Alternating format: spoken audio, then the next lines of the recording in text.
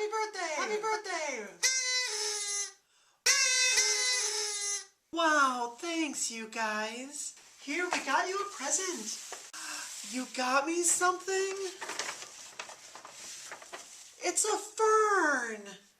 We thought it would help you in your healing process. Wow, you know, after the year I've been through, it's great to have just a small birthday party with my roommates because you guys bring me so much healing.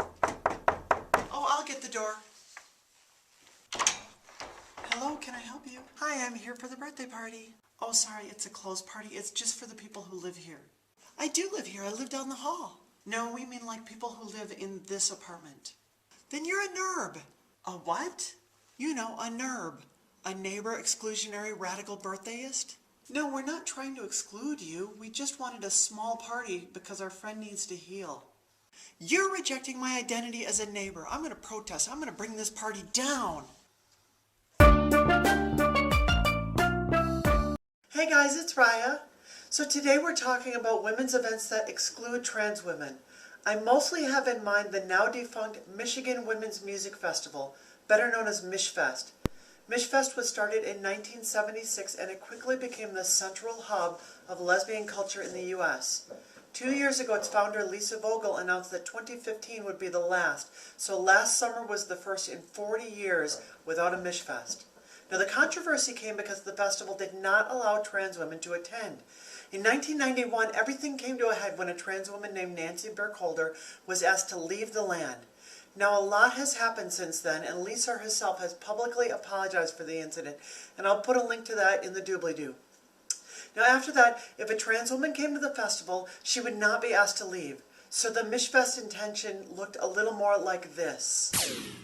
Fine, if you want to come in, we won't kick you out, but really this party is intended just for the people who live in this apartment. Then let me in.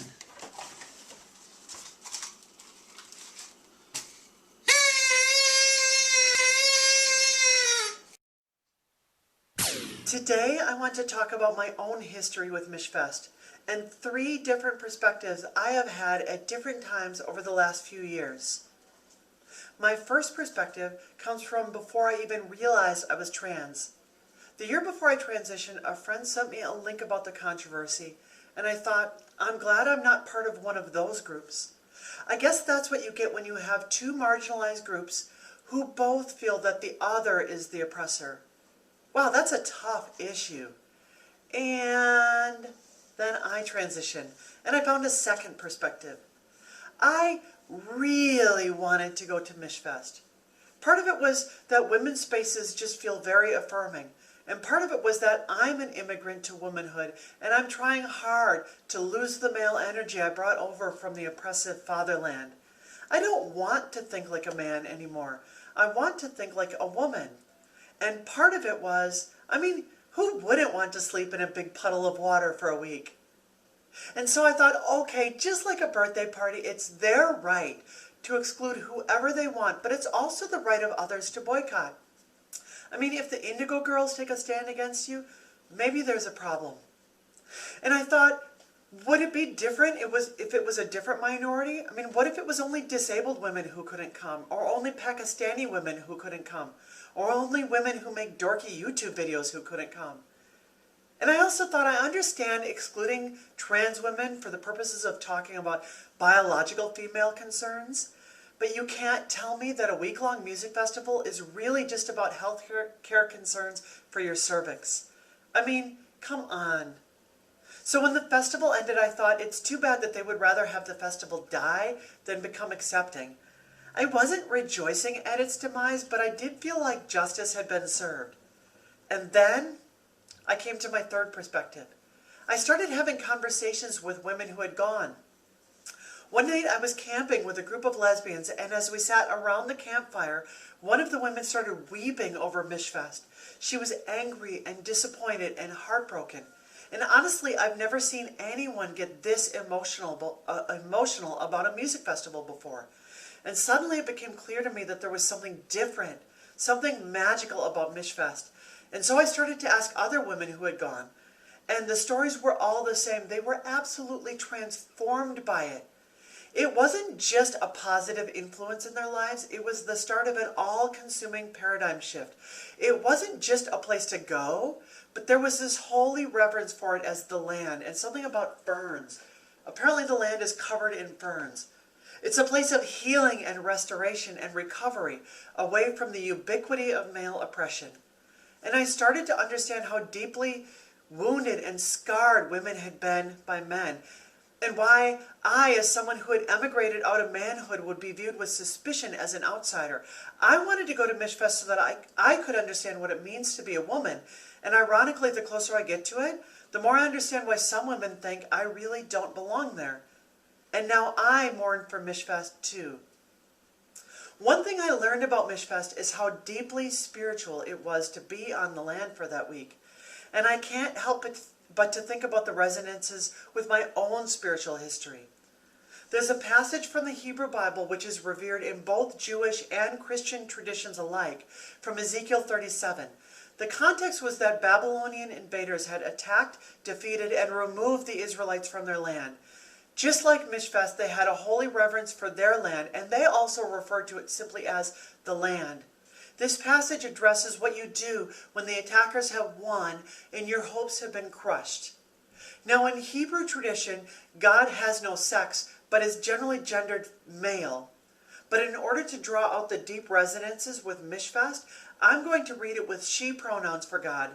If that offends you, you're probably not someone who needs to be involved in this conversation. So starting in verse 1, it says, "Now the hand of the Lord came upon me, and she brought me out by the Spirit of the Lord, and set me down in the middle of a valley, and it was full of bones. And she led me all around them.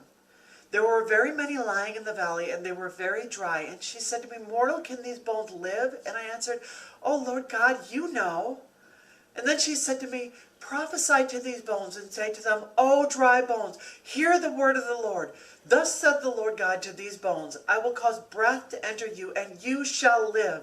I will lay sinews upon you, and cause your flesh to come upon you, and cover you with skin, and put breath in you, and you shall live, and you shall know that I am the Lord. And so I prophesied as I had been commanded. And as I prophesied, suddenly there was a noise and a rattling, and the bones came together, bone to its bone.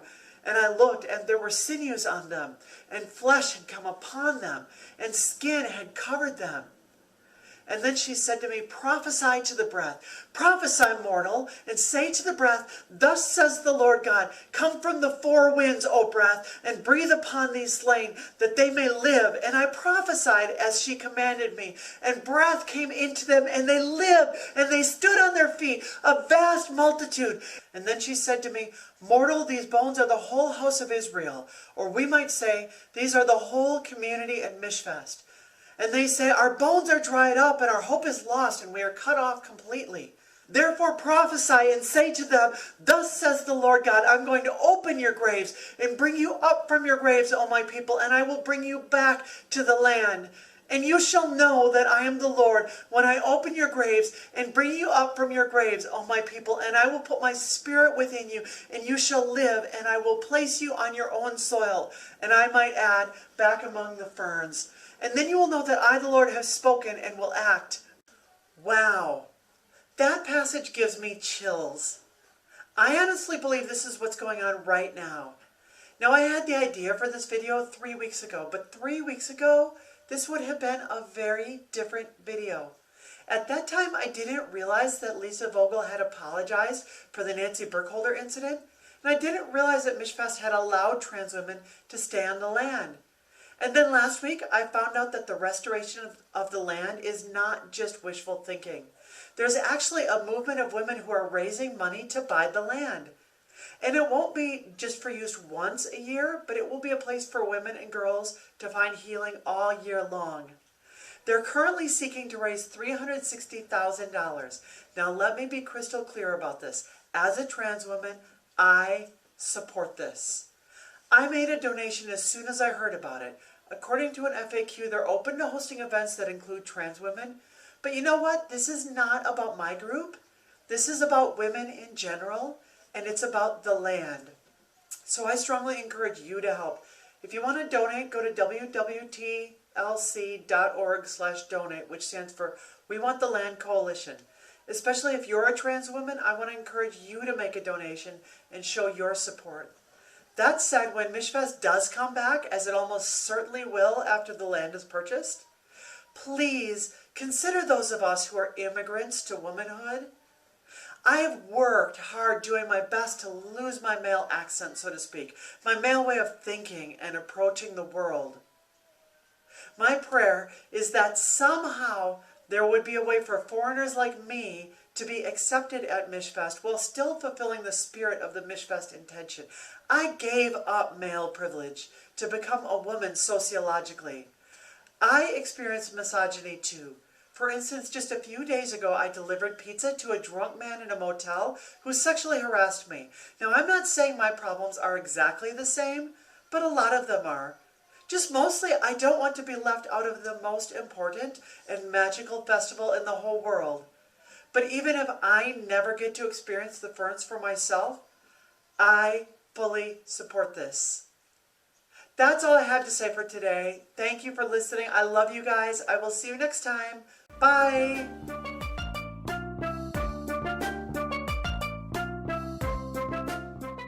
And as I prophesied, suddenly there was a noise, and it was children coming into the room, making a loud noise when their dad was trying to record a YouTube video.